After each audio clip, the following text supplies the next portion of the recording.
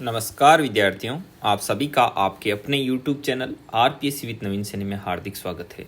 मैं नवीन सैनी आपके उज्जवल भविष्य की कामना करता हूं और इसी के साथ हम आज का अपना टॉपिक नीति निर्देशक तत्व है वो स्टार्ट करते हैं। नीति निर्देशक तत्व, ठीक है विद्यार्थियों। तो चलिए नीति निर्देशक तत्व क्या है तो इनके बारे में हम डिस्कस करेंगे। देखिए, नीति निर्देशक तत्व संविधान के भाग 4 और अनुच्छेद 36 से 51 में वर्णित है। ठीक है, पहला ही यहाँ से मोस्ट इंपोर्टेंट क्वेश्चन बनता है कि नीति निर्देशक तत्व संविधान के कौन से भाग में है, तो भाग नंबर 4 में है। ठीक है विद्यार्थियों, आगे बढ़िए। देखिए, ये जो नीति निर्देशक तत्व हैं ये आयरलैंड के संविधान से लिए गए हैं। कहाँ से लिए गए हैं? आयरलैंड के संविधान से। हमारे संविधान में कई चीज़ें हैं वो अन्य देशों में जहाँ जहाँ हमको जो जो चीज़ अच्छी लगी हमने वहाँ से वो चीज़ एडॉप्ट कर ली। ठीक है, अब नीति निर्देशक तत्व किस प्रकार से, जैसे एक देखो, आपको पता है कि अपने मूल कर्तव्य होते हैं मनुष्य के, कोई प्रत्येक व्यक्ति के क्या होते हैं? मूल कर्तव्य होते हैं। अब वो उन मूल कर्तव्यों का पालन करे तो भी ठीक है और नहीं करे तो भी वो बाध्यकारी नहीं है। जहाँ कर्तव्य शब्द आ जाए वो बाध्यकारी नहीं है, अर्थात वो करे तो ठीक है, नहीं करे तो भी कोई बात नहीं, लेकिन करना चाहिए। जैसे अपने मूल कर्तव्य में लिखा हुआ है कि प्रत्येक इंसान साइंटिफिकल पॉइंट ऑफ व्यू से सोचेगा, अर्थात वैज्ञानिक दृष्टिकोण के साथ किसी भी चीज़ के बारे में सोचेगा, अपना मानसिक विकास करेगा। अब वो नहीं करे तो इसका मतलब ये थोड़ी है कि इसको दंड दो, ये अपना मानसिक विकास नहीं कर रहा, साइंटिफिकल तरीके से नहीं सोच रहा, तो ऐसा नहीं है। समझ में आई बात? तो ये मूल कर्तव्य होते हैं व्यक्ति के। उसी प्रकार राज्यों के ये जो नीति निर्देशक तत्व है ना, ये एक प्रकार से राज्यों के क्या हैं? मूल कर्तव्य हैं। राज्य इनका पालन करे तो भी ठीक है और नहीं करे तो भी जिंदाबाद है। ठीक है, आगे बात समझ में आपको? देखिए विद्यार्थियों, इतने दिन जो आप वीडियो देख रहे थे वो HR सर के थे, ठीक है, और आज से जो ये वीडियो मिलेंगे ये मेरे बनाए हुए हैं। ठीक है, अब देखो और क्या क्या चीज़ है इसमें, वो मैं आपको बता देता हूँ। अब नीति निर्देशक तत्व है, नीति निर्देशक तत्वों को किस तरह काम में लिया जाता है? देखिए, प्रत्येक राज्य को विधि बनाने का अधिकार है, कोई भी वो रूल बना सकता है, लेकिन वो जब रूल बनाएगा तो एक उसको क्या है कि वो पहले बात संविधान का उल्लंघन नहीं होना चाहिए, मूल अधिकारों का हनन नहीं होना चाहिए, साथ ही साथ वो नीति निर्देशक तत्वों को भी ध्यान में रखेगा कि भाई देखो, नीति निर्देशक तत्वों में जो बातें रखी हुई है उन बातों का भी इसमें ज़्यादा से ज़्यादा पालन होना चाहिए। यदि नहीं हो रहा है तो भी कोई तकलीफ नहीं है, लेकिन इसमें अच्छी अच्छी बातें हैं तो उनको ध्यान में रखना चाहिए। तो ऐसा है हमारा ये नीति निर्देशक तत्व है। तो नीति निर्देशक तत्व है वो आयरलैंड के संविधान से लिए गए और इनका उद्देश्य है लोक कल्याणकारी राज्य की स्थापना करना। ठीक है, लोक कल्याण को इसमें क्या रखा जाता है? ध्यान में रखा जाता है। भारत व आयरलैंड को छोड़कर देश के किसी भी संविधान में इनका उल्लेख नहीं है, तो छोड़कर अन्य किसी भी अन्य देश के किसी भी संविधान में इसका उल्लेख नहीं। मतलब सिर्फ दुनिया में भारत और आयरलैंड में ही मूल कर्तव्यों ये नीति निर्देशक तत्वों का उल्लेख है, बाकी कहीं नहीं है। नीति निर्देशक तत्व को इंग्लिश में डायरेक्टिव प्रिंसिपल्स बोला जाता है। देखिए, ये वाद योग्य नहीं है। वाद योग्य नहीं है मतलब कोई बात ये नहीं है कि राज्य इसके लिए बाध्यकारी नहीं है, नीति निर्देशक तत्वों का पालन करे ही करे। ठीक है, तो ऐसा नहीं है कि कोई आदमी बोले कि देखो ये राज्य नीति निर्देशक तत्वों का पालन नहीं कर रहा है और भागकर सुप्रीम कोर्ट चला जाए। तो सुप्रीम कोर्ट चला जाए तो मतलब वाद योग्य वो होता है जिस पर मुकदमा चलाया जा सके, तो इस पर केस वगैरह नहीं ठोक सकते, समझ गए? बल्कि संविधान में एक मार्गदर्शक सिद्धांत के रूप में रखा गया है। ये मार्गदर्शक के रूप में है, तो ये चीज़ भी आपको ध्यान में रखनी है कि ये एक मार्गदर्शक सिद्धांत के रूप में रखा गया है। आगे देखिए, इनका क्रियान्वयन कब और कैसे होगा ये राज्य पर छोड़ दिया गया है। मतलब ये नीति निर्देशक तत्वों पर कब और कैसे क्रियान्वयन करेगा कोई राज्य, कैसे उस पर एक्शन लेगा, ये राज्य पर छोड़ दिया गया है। अर्थात ये राज्य के विवेक पर डिपेंड करता है। विवेक पर डिपेंड करता है, विवेक मतलब उसके खुद के स्वतः संज्ञान पर। ठीक है, वो चाहे तो पालन करे, नहीं करे, कैसे करे, ये उस पर है। लेकिन ये बातें हैं इसमें अच्छी अच्छी। अभी आप देखना, हर राज्य पालन करता है, ज़्यादा से ज़्यादा पालन करता है, इसका ये ध्यान रखता है। ठीक है, अब देखो नीति निर्देशक तत्वों में कुछ महान विभूतियां थी। उन्होंने क्या किया, अपने स्टेटमेंट दिए हैं। तो केटी शाह ने क्या कहा? केटी शाह ने कहा, राज्य के नीति निर्देशक सिद्धांत एक ऐसा चेक है जो बैंक की सुविधा अनुसार अदा किया जाता है।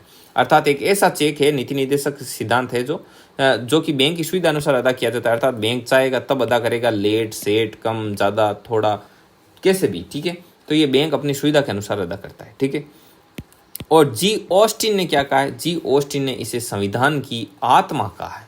क्या कहा है जी ऑस्टिन ने? तो जी ऑस्टिन ने इसे संविधान की आत्मा कहा है। किसे? नीति निर्देशक तत्वों को। तो ये चीज़ बहुत ही ज़्यादा महत्वपूर्ण है, तो आपको इसका भी ज़्यादा से ज़्यादा ध्यान रखना है।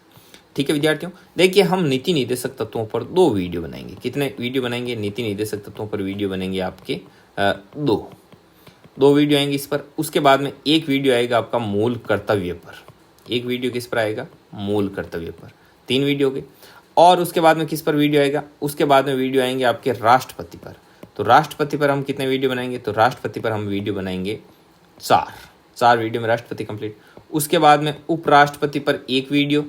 उसके बाद में पीएम पर 1 वीडियो, दबाव समूह पर 1 वीडियो, ठीक है, और वो न्यायवादी वाला वो है उन सब पर एक ऐसे वीडियो बनेंगे, ठीक है। तो कम से कम देखो 2 4 3 7 8 9 10 मतलब लगभग आप देखो ना अभी 10-15 क्लास हो रहेगी, ये मान के चलो 10 से 15 के बीच, मैक्सिमम 15 और मिनिमम 12-13 तो मान ही लो, ठीक है। अब देखो अगला है, अब इसमें अनुच्छेद अलग अलग हैं, ठीक है। अब देखो सबसे पहले हमने यहाँ पे बोला ना ऊपर की अनुच्छेद 36 से लेकर 51, तो अब हम एक एक अनुच्छेद की बात करते हैं। तो सबसे पहले है अनुच्छेद 36। तो अनुच्छेद 36 में राज्य की परिभाषा दी गई। तो इससे पहले भी आपने देखा होगा कि वो भाग 3 था, तो भाग 3 में भी आर्टिकल 12 में राज्य की परिभाषा दी गई थी। तो वही राज्य की परिभाषा यहाँ पर भी राज्य शब्द का वही अर्थ है, मतलब वही परिभाषा है। तो अनुच्छेद 36 भी भाग 3 के आर्टिकल 12 की तरह राज्य को परिभाषित करता है। अब ये भाग 3 किससे संबंधित है? तो भाग 3 आपको पता होगा कि संविधान का जो भाग 3 है वो मूल अधिकार से संबंधित है। किससे संबंधित है? मूल अधिकार से संबंधित है। भाग 4 है वो नीति निर्देशक तत्वों से संबंधित है। और जो भाग 4A है 4K वो किससे संबंधित है? तो वो मूल कर्तव्यों से संबंधित है। अभी हम आगे वो भी पढ़ेंगे, 2 वीडियो इस पर बनने के बाद उस पर भी वीडियो बनेगा, ठीक है विद्यार्थियों। आज संडे था तो मैंने कहा वीडियो बनाते हैं, क्योंकि कोर्स तो अपलोड करना ही है जल्दी से जल्दी। तो जितने में ये टेस्टों में जो अपलोड किया मैं पहले, तो जो वीडियो अपलोड किए हैं उनके टेस्ट होंगे, तो फिर उसके बाद में भी तो आगे कंटेंट तैयार रहना चाहिए। तो इसके लिए मुझे जितना भी टाइम मिलता है, संडे को मुझे समय मिलता है, तो मैं वीडियो रिकॉर्ड करता हूँ, ठीक है विद्यार्थियों। आगे बढ़ते हैं। अगला है अनुच्छेद अनुच्छेद है ये आर्टिकल 37। इसमें क्या है? इस भाग में दिए गए उपबंधों को किसी न्यायालय में लागू नहीं कराया जा सकता।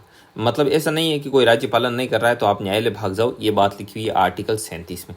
तो आर्टिकल ये बना रहा था नीति निर्देशक तो उनको भी मालूम था कि अट्ठ भाई आप आगे गणे कुछ मादी लोग है, समझ गए थे।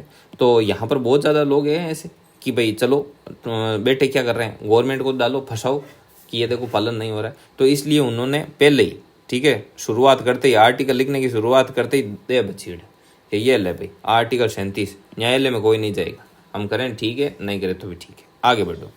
फिर भी इसमें दिए हुए तत्व देश के शासन में मूलभूत हैं। विधि निर्माण में इन तत्वों का प्रयोग करना राज्य का कर्तव्य है। जहां पर कर्तव्य नाम आ जाए तो इसका मतलब ये होता है कि यह बाध्यकारी नहीं है। बाध्यकारी मतलब जिस चीज को करने के लिए बाध्य नहीं किया जा सकता, बाध्यकारी नहीं है। समझ में आई बात? अब देखो फिर भी इसमें दिए हुए तत्व देश के शासन में मूलभूत है, अर्थात जो देश का जो मूल ढांचा है, तो देश का जो शासन व्यवस्था है उसमें ये मूलभूत हैं, जड़े हैं ये चीजें, ठीक है। और विधि निर्माण में, अर्थात यदि आप कोई कानून बनाते हो, राज्यों को बोला, तो इनमें इन तत्वों का प्रयोग करना आपको करना चाहिए। जरूरी नहीं कि आप करो, लेकिन करना चाहिए, अच्छी बात है, ठीक है। ऐसे है, आगे बढ़ते हैं। अब देखो आर्थिक न्याय संबंधी नीति निर्देशक तत्व है, ठीक है। निर्देशक तत्व कौन से? आर्थिक न्याय। आर्थिक न्याय मतलब देखो अर्थ से तो आप समझते ही हो, अर्थ से पैसा टक्का संसाधन वगैरह। तो अर्थ से संबंधित क्या क्या न्याय है इसमें, तो देखिए सबसे पहले अनुच्छेद 38(1), इसमें कहा गया है कि राज्य लोक कल्याण की अभिवृद्धि के लिए, अभिवृद्धि मतलब लोक कल्याण में वृद्धि करने के लिए ऐसी सामाजिक व्यवस्था बनाएगा जिसमें सामाजिक, आर्थिक और राजनीतिक स्थापित हो सके। राजनीतिक समता लिख लेना। तो मतलब सामाजिक, आर्थिक और राजनीतिक समता, मतलब इन तीनों में समान रूप से भागीदारी स्थापित हो सके, ऐसा राज्य को लॉ एंड ऑर्डर बनाते समय ध्यान रखना चाहिए। अगला 38(2) क्या कहता है कि राज्य विशेष रूप से आपसी असमानता को कम करने का प्रयास करेगा और न केवल व्यक्तियों के बीच बल्कि विभिन्न क्षेत्रों में रहने वाले विभिन्न व्यवसायों में संलग्न लोगों के समूह के बीच प्रतिष्ठा, सुविधा तथा अवसरों की असमानता समाप्त करने का प्रयास करेगा। तो ठीक है, तो मतलब जो उनके बीच में जो असमानता है उनको मिटाओ और ज़्यादा से ज़्यादा समानता को बढ़ावा दो, ठीक है ना। तो असमानता को कम करने का प्रयास, ये देखो ना इस लाइन से स्पष्ट हो रहा है, कम करने का प्रयास करेगा, असमानता समाप्त करने का प्रयास करेगा, तो ये चीज़ें आती है, ठीक है ना। और ये जो अनुच्छेद था अपना 38(2), ठीक है, आर्टिकल 38(2), ये है, ये अनुच्छेद, कौन सा अनुच्छेद, ये अपना 38(2) 44वें संविधान संशोधन के द्वारा जोड़ा गया। 44वें संविधान संशोधन, और 44वां संविधान संशोधन कब हुआ, 1978। 42वां संविधान संशोधन कब हुआ, 1976। ठीक है विद्यार्थियों, तो ये बात है। तो ये अनुच्छेद कहाँ से लाया गया है, तो ये इस 42वें संविधान संशोधन 1976 के 44वें संविधान संशोधन 1978 के तहत लाया गया है। ठीक है, अब देखो आपको एग्जाम में ऐसे नहीं पूछेगा वो कि भाई 38(1) में क्या है, 38(2) में क्या है, तो वो तो देखो पूरा ही ऐसे पूछेगा कि भाई जो आपके आर्थिक न्याय संबंधी जो है वो किस में वर्णित है, तो वो 38 में वर्णित है, ऐसे समानता को बढ़ावा दिया गया है वगैरह वगैरह, ऐसे शब्द देखो। आगे है 39 के में क्या है कि राज्य प्रत्येक स्त्री और पुरुष को समान रूप से जीविका के साधन उपलब्ध कराने का प्रयास करेगा। जीविका मतलब जीने के लिए जीविका के साधन, जिसे वो अपना काम चला सके, तो उसके लिए समान रूप से अवसर उपलब्ध कराएगा, साधन उपलब्ध कराएगा कि वो क्या कर सके, अपना गुजारा चला सके। तो अब ये राज्य को लॉ बनाते समय इस चीज़ का भी ध्यान रखना होता है, कोई भी कानून बनाए सरकार तो। अनुच्छेद 39(ख), राज्य देश के भौतिक साधनों के स्वामित्व और नियंत्रण की ऐसी व्यवस्था करेगा कि अधिक से अधिक सार्वजनिक हित हो सके। ठीक है, मतलब ऐसा नहीं हो कि जो भौतिक संसाधन है, जो खदान, खनिज, उद्योग, कृषि, कुछ भी जो भी चीजें हैं, तो भौतिक संसाधनों का स्वामित्व और जो नियंत्रण है उसके लिए ऐसा एक सिस्टम बनाएगा कि अधिक से अधिक सार्वजनिक हित हो, मतलब ज्यादा से ज्यादा लोगों को इससे क्या पहुंचे, फायदा पहुंचे। ठीक है, इसीलिए तो आपने देखा होगा राज्य क्या करता है, ऐसा नहीं कि राज्य का पूरा जितना पैसा है वो मुख्यमंत्री के पास है, वो नीचे अलग अलग झीलों में बांटता है, झीलें उसको तहसीलों में, ब्लॉक में पैसा बांटते हैं, ब्लॉक है वो अपने अंतर्गत आने वाली प्रत्येक ग्राम पंचायत को पैसा देता है, और प्रत्येक ग्राम पंचायत डायरेक्टली, मतलब जो उनके जो खाते होते हैं उनमें पैसा जाता है ग्राम पंचायतों के, और ग्राम पंचायत हैं वो अपने अपने जो है ना अपना जो गांव उसका विकास करा सके। तो यही तो ग्रामीण वो स्वराज योजना थी, वो गांधी जी का जो सपना था कि प्रत्येक गांव का विकास हो, प्रत्येक गांव की जो अंतिम ढाणी है उस तक विकास पहुंचे, तभी पूरे भारत का विकास होगा, अर्थात अधिक से अधिक क्या होगा, सार्वजनिक हित होगा। आई होप मेरी बात समझ रहे होंगे आप, है ना। आगे बढ़ते हैं। अनुच्छेद 39(घ), राज्य इस बात का भी ध्यान रखेगा कि संपत्ति और उत्पादन के साधनों का इस प्रकार केंद्रीकरण न हो कि सार्वजनिक हित को किसी प्रकार की हानि पहुंचे। ठीक है, तो अब इससे क्या है, इससे ये स्पष्ट है कि केंद्रीकरण न हो। केंद्रीकरण नहीं होने का मतलब क्या है, इसका मतलब ये होता है कि जैसे जो, एक सेकेंड रुकना, यहाँ बता देता हूँ। केंद्रीकरण नहीं होने का मतलब ऐसे नहीं हो कि अमीर अमीर होता जाए, गरीब गरीब होता जाए, पैसा एक ही तरफ खींच रहा है, सब सेंट्रलाइज हो रहा है, पैसा चंद लोगों के पास आ गया, सुविधाएं, साधन, ताकत चंद लोगों के पास, ऐसा नहीं होना चाहिए। उनका विकेंद्रीकरण हो, तो इससे सभी का भला होगा। आगे है 39(घ), तो 39(घ) कहता है कि राज्य प्रत्येक नागरिक को, चाहे स्त्री हो चाहे पुरुष हो, समान कार्य के लिए समान वेतन का प्रावधान करेगा। संसद द्वारा समान पारिश्रमिक अधिनियम 1976 पारित किया गया। तो ये चीज़ बहुत ज़्यादा इंपॉर्टेंट है, इसका भी ध्यान रखना। और देखो, पहले आपको पता हो तो अपने इधर खेतों में देख लो, आज से 4-5 साल पहले की बात है, ये मेरी खुद की देखी हुई बात है कि जैसे महिला आती थी तो लेडीज 250 रुपये में काम करेगी और पुरुष 350 में काम करेंगे। अब जैसे थोड़ी और ज़्यादा तनातनी हो गई, मतलब सीजन चल रही है, तो लेडीज जब 350 में काम करेगी तब पुरुष 500 में काम करेगा। ऐसा सिस्टम था आज से 4-5 साल पहले, लेकिन आज के दिन 1 रुपये का ही डिफरेंस नहीं। ठीक है, तो होना भी नहीं चाहिए, क्योंकि काम तो दोनों ही करते हैं ना। तो ये चीज़ है। आगे देखो, अगला है 39(अ), तो इसमें कौन सा है, तो इसमें राज्य ऐसी व्यवस्था करेगा कि श्रमिक पुरुषों और स्त्रियों के स्वास्थ्य और शक्ति तथा सुकुमार बालकों की अवस्था का दुरुपयोग ना हो। ठीक है, तो इसमें राज्य को ऐसा भी ध्यान रखना चाहिए, ऐसा सिस्टम भी बनाना चाहिए कि ऐसा नहीं है कि जो श्रमिक, जो मजदूर वर्ग के पुरुष और जो स्त्रियां हैं उनका स्वास्थ्य डाउन हो जाए, उनको मतलब उनकी शक्ति क्षीण हो जाए, और उनके जो बालक हैं उनकी बालकों की अवस्था का दुरुपयोग ना हो। ऐसा नहीं है कि श्रमिक के बच्चे हैं तो उनको भी पकड़ के बोले रहे कि ये अपने, इनके जो बाप और माँ हैं वो हमारे यहाँ काम करते, तो इनको भी छोटा छोटा काम दे दिया कि तुम भी ये करो। तो ऐसा नहीं होना चाहिए। ठीक है, उनका दुरुपयोग नहीं हो। उनकी अवस्था है कि वो पढ़े, खेले, कूदे, उनको अच्छी एजुकेशन मिले, तो उनको अच्छी एजुकेशन ही मिले। ठीक।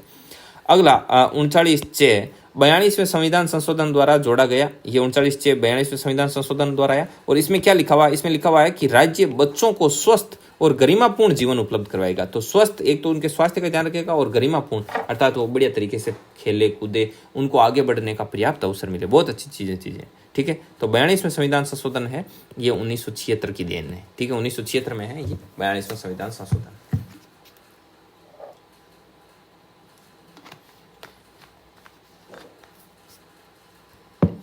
आगे बढ़िए। अगला है आर्टिकल 38 और 39 विधि शास्त्र के वितरण न्याय पर आधारित है। वितरण न्याय से अर्थ है आर्थिक असमानता को दूर करने से। तो अब आपको देखो ऐसे देगा, आर्टिकल 38 और आर्टिकल 39 पढ़े थे हमने। तो अब इनके अंदर भाग पढ़े थे 1 2, इसमें के गेड़ ABCD ऐसे आप करो। तो विधि शास्त्र के वितरण का मतलब क्या होता है? वितरण न्याय होता है, डिस्ट्रीब्यूशन जस्टिस बोलते हैं इंग्लिश में, उस पर आधारित है। तो आपसे ऐसे पूछेगा क्वेश्चन एग्जाम में कि वितरण न्याय पर आधारित कौन कौन से अनुच्छेद हैं? तो 38 और 39 ऐसे पूछेगा। और वितरण न्याय से अर्थ है आर्थिक असमानता को दूर करने से, अर्थात जो अर्थ है वो एक ही जगह सेंट्रलाइज नहीं हो, सभी लोगों तक पहुंचे। आर्थिक असमानता है उसको दूर करने का प्रयास किया जाएगा। ठीक है, ये बात है।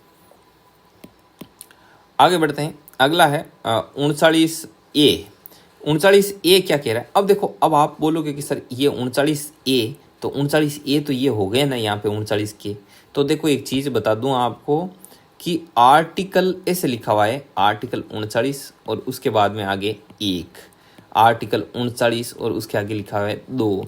तो इसका मतलब होता है कि ये आर्टिकल 39 के भाग हैं। जबकि ऐसा लिखा हुआ जब आए आर्टिकल 39A, तो इसका मतलब ये अपने आप में एक अलग आर्टिकल है। पूरे आर्टिकल 39 से ही अलग ये अपने आप में एक अलग आर्टिकल है। जैसे अपना आर्टिकल 51K है वैसे है। ये चीज़ भी मोस्ट इम्पोर्टेंट है, ध्यान रखना।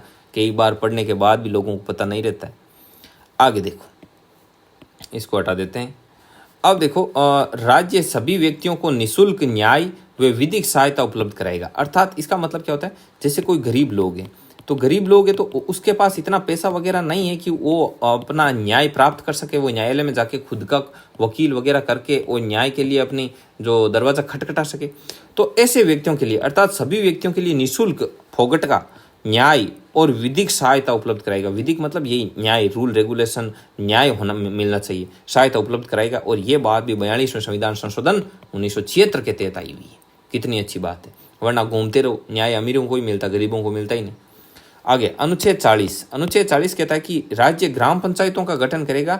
ये गांधी जी के ग्राम स्वराज्य की अवधारणा से संबंधित है कि राज्य को ग्राम पंचायतों का गठन करना होगा। इससे क्या होता है कि जैसे राज्य है, राज्य के अंदर फिर डिस्ट्रिक्ट बोर्ड हो गए, डिस्ट्रिक्ट बोर्ड के अंदर क्या हो गए?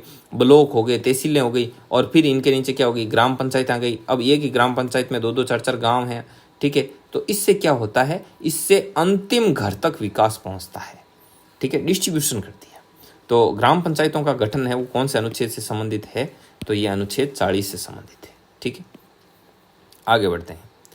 अगला है अनुच्छेद 41। अनुच्छेद 41 कहता है कि सामाजिक सुरक्षा संबंधी ये निर्देशक तत्व हैं वो अनुच्छेद 41 में आते हैं। ठीक है, राज्य अपने आर्थिक साधनों के अनुसार और विकास की सीमाओं के भीतर ये करेगा कि सभी नागरिक अपनी योग्यता अनुसार रोजगार, शिक्षा पा सके एवं बेकारी, बुढ़ापा, बीमारी, असमर्थता आदि दशाओं में सार्वजनिक सहायता प्राप्त कर सके। तो देखो, सामाजिक सुरक्षा नाम से स्पष्ट है कि जो समाज का अपना ढांचा है, अपना समाज है, जिसमें बड़े बुजुर्ग उनकी आदर भाव होता है, जो गरीब होते हैं उसको सहायता मिलनी भी चाहिए, मतलब ऐसे सामाजिक ढांचा जिसमें सॉफ्ट कॉर्नर ऐसे सोचा जाता है। ठीक है, तो उसमें क्या कहा गया है कि विकास की सीमाओं के भीतर ये तय करेगा कि भाई आर्थिक साधनों के अनुसार विकास की सीमाओं के भीतर, मतलब जितनी राज्य की क्षमता है उसके अनुसार सभी नागरिक अपनी योग्यता के अनुसार एक तो रोजगार पाएं, उनको अच्छी एजुकेशन मिले, और जब वो बेकारी में रहे, मतलब कोई करने को काम नहीं हो, जब उनको बुढ़ापा हो, जब उन पर बीमारी आए, जब वो असमर्थ रहें, तो उन दशाओं में उन्हें सार्वजनिक सहायता प्राप्त हो।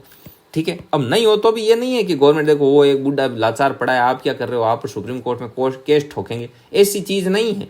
लेकिन गवर्नमेंट को इसका ध्यान रखना चाहिए, और गवर्नमेंट रखती भी तो है ना यार, पेंशन दे रही है ना। ठीक है, ओला चाहे महीने के 2,000 रुपये दे ना दे, गवर्नमेंट देती है। ठीक है, बूढ़े बुजुर्गों को जितनी भी वो पेंशन आती है 1500 1800 कितनी आती है वो अलग अलग है, तो देती तो है ना, ध्यान तो रखती है ना। अब वो नहीं दे तो भी वो बाध्यकारी नहीं है कि ना दो, हम बूढ़े हो गए हैं, दो हमें, कोई ज़रूरी नहीं, बिल्कुल ना दे तो भी चलेगा, 10,000 दे तो भी चले, लाख दे तो भी चलेगा, लेकिन बाध्यकारी नहीं है क्योंकि ये नीति निर्देशक तत्व है। ऐसे है, अब समझ में आ रहा है। और महानरेगा जो है वो इसी आर्टिकल 41 के अंतर्गत आता है। ये अनुच्छेद 41 है ना, इसमें आता है। क्यों?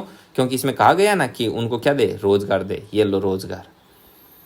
अनुच्छेद 42 कहता है कि राज्य ऐसा प्रयत्न करेगा कि व्यक्तियों को अपनी अनुकूल और मनोनीत दशाओं में ही कार्य करना पड़े तथा स्त्रियों को प्रसूति सहायता के लिए उपबंध करेगा। तो अब इसका मतलब क्या है? इसका मतलब है कि राज्य को ऐसा प्रयास करना चाहिए कि व्यक्तियों को अपनी अनुकूल और मनोनीत दशाएं, मतलब जैसी उसकी देखो मानसिक दशा है, उसके अनुकूल ही उसको कार्य करना पड़े। कैसे? अब जैसे मान लो, अब बोला राज्यों को बोला कि आप उनको रोजगार देना, बेकारी कम करना, कम से कम ज़्यादा से ज़्यादा रोजगार मिले। तो अब ये नहीं है कि वो है तो यहाँ का, राजस्थान के इस हिस्से का, और इस हिस्से में कोई 200 रुपये प्रतिदिन की रोजगार दे दिया। वो इस साइड रहता है और उसको ले जाके आदिवासियों के बीच में और 250 रुपये का काम दे दिया कि देख तुझे महानरेगा वहाँ पे ज्वाइन करनी है। तो ऐसा नहीं करेगा भाई, दशाएं होनी चाहिए, अनुकूल दशाओं में काम करेगा ना, उसकी मानसिक दशा, उसके वही कितने उसको तकलीफ होगी नहीं होगी, इसका ध्यान रखना चाहिए। ठीक है। तथा स्त्रियों को प्रसूति सहायता, प्रसूति मतलब जैसे प्रसूति अवकाश होता है ना गवर्नमेंट सर्विस वगैरह में होता है प्रसूति अवकाश। प्रसूति अवकाश का मतलब होता है ये जो अपने प्रेगनेंसी के अंतर्गत जब से मतलब जो लेडीज़ होती है उसके जो गर्ल्स होती है, गर्ल्स लेडीज़ कुछ भी मानो, महिला डिपार्टमेंट फीमेल, तो उनके जब से गर्भ धारण होता है, ठीक है, गर्भ धारण के बाद में जो जो सहायता गवर्नमेंट की तरफ से मिलती है वो मिलनी चाहिए। ठीक है। और भी इनका जो इनकी जो योजनाएं हैं इनके लिए देखो, पता गवर्नमेंट बहुत कुछ करती है। प्रसूति सहायता मतलब प्रसूति को सहायता दो, तो अब प्रसूति के लिए क्या क्या सहायता, प्रसूति के लिए सहायता दे तो भी ठीक है, वरना वो जाने और उसका काम जाने, कोई बाध्यकारी नहीं है। लेकिन फिर भी गवर्नमेंट को ऐसा करना चाहिए कि स्त्रियों को प्रसूति सहायता मिले। अब प्रसूति सहायता के अंतर्गत आप देख लो, लड़की के जन्म पर 2,000 रुपये वो जो भी मिलते हैं, देखना हॉस्पिटल में, ये प्रसव के बाद में 5 किलो घी वगैरह। ठीक है, ऐसे ऐसे भी प्रावधान है। और खाने पीने की कोई कमी नहीं आनी चाहिए, पोषण का कोई कमी नहीं है, टीके जितने लगाने लगाओ उनके। ठीक है, तो ये प्रसूति सहायता है। कोई सर्विस में तो उसको क्या करो, उसको 6 महीने का जितने का होता है वो लीव दो उसको। ठीक है। और जो ये और बता दें कि जो मतलब कोई फीमेल है, उसका कोई हस्बैंड है, ठीक है, अब इसको तो प्रसूति अवकाश मिल ही गया और इसके भी जॉब लगी हुई है, तो गवर्नमेंट इसको वो चाइल्ड केयरिंग ऐसा कुछ वो होके और इसको छुट्टी मिलती है, 15 दिन के लगभग छुट्टी ले सकता है कि भाई इसके जो बच्चा वगैरह है तो फिर इसकी वो क्या करेगा, देखभाल वगैरह करे, ऐसे। ठीक है। आगे है अगला, एक सेकेंड देखो, अनुच्छेद 43 है, इसमें क्या है कि कर्मकारों के लिए निर्वाह योग्य मजदूरी उपलब्ध करवाना। कर्मकारों मतलब जो श्रमिक जो ये अपना लेबर डिपार्टमेंट है, तो उनके निर्वाह योग्य मजदूरी उपलब्ध करवाना कि भाई उनको मजदूरी दो ताकि वो अपना जीवन निर्वाह कर सके, यानी कृषि और उद्योग से जुड़े हुए उनको काम मिलते रहे। आगे अनुच्छेद 43 के कहता है कि राज्य उद्योगों के प्रबंधन में कार्मिकों की भागीदारी को सुनिश्चित करेगा। यह भी 42वें संविधान संशोधन द्वारा जुड़ा हुआ है कि भाई जो उद्योग हैं उनमें जो ये लेबर है उनकी भी भागीदारी सुनिश्चित करो उसमें, उद्योग में। ठीक है। और 43 खे कहता है कि राज्य सरकारी समितियों की स्थापना को बढ़ावा देगा, और ये 97वें संविधान संशोधन 2011 के तहत आया हुआ है कि जो राज्य सरकारी समितियां होती हैं ना, तरह तरह की समितियां होती हैं, उनकी स्थापना को बढ़ावा दे। तो वहाँ पर भी सरकारी समितियों से देखो एक सरकारी योजना को डाइवर्ट किया जा सकता है। ठीक है, उनको बढ़ावा दिया जा सकता है, रोजगार मिलता है, बहुत फायदे होते हैं इन समितियों के। ठीक है। अब आगे आता है अनुच्छेद 44। तो अनुच्छेद 44 से अपन नेक्स्ट वीडियो में पढ़ेंगे, इस वीडियो में अपन इतना ही करेंगे। ठीक है। तो बताना भाई किस प्रकार का लगा। आज हमने इंडियन पॉलिटी की पहली क्लास ली है, मैंने इंडियन पॉलिटी की आज पहली क्लास ली, वो बाकी है वो HR सर की, वो मेरी नहीं। ठीक है। तो बताना कि ये क्लास कैसी थी, इसका फीडबैक मुझे ज़रूर से ज़रूर देना। अभी नीति निर्देशक तत्व और चलेंगे, और उसके बाद में हम लेंगे मूल कर्तव्य के बाद में राष्ट्रपति, और राष्ट्रपति के बाद में आपका PM वगैरह, उपराष्ट्रपति, न्यायवादी, दबाव समूह वगैरह सब ले लेंगे 1 by 1। ठीक है। तो मिलते हैं नेक्स्ट वीडियो में, तब तक के लिए जय हिंद, जय भारत।